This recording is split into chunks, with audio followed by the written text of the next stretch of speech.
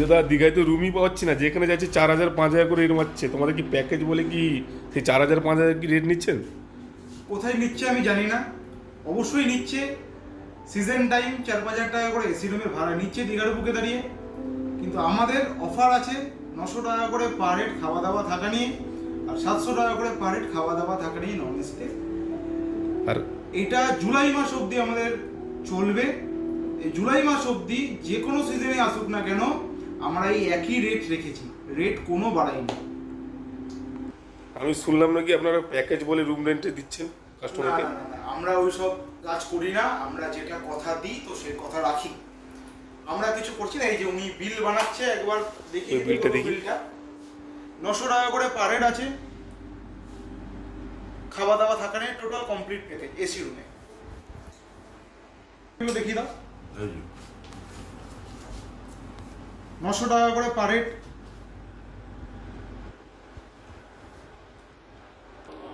তাহলে দাদা লোকজন কমেন্ট করছে কেন তাহলে? কেন কমেন্ট করছে দাদা আমার সত্যি জানা নেই। তো কাস্টমার বসে আছে, দেখুন ওনার থেকে ফিডব্যাক দিন না, কি বলছে ওনারা। বলছি আপনারা কদিন ধরে আছেন? আমি কলকাতা থেকে এসেছি, আমি প্রায় 7 দিন ধরে আছি এখানে। যে এখানকার স্টাফেরা খুবই ভালো, খাওয়া দাওয়া তো খুবই ভালো। আর এখানে 900 টাকা করে পার হেড।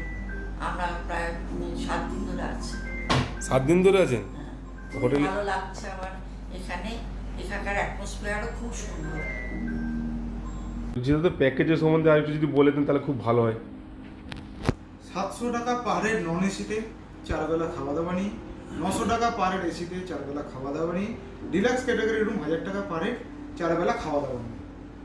প্যাকেজটা আর কমাস চলবে দাদা? অ্যাকচুয়ালি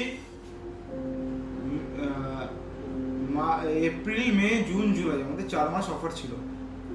তো যদি সম্ভবপর হয় আরেকটা মাস আমরা বাড়াতে পারি, আগস্ট মাসেও এই অফারটা থাকতে পারে।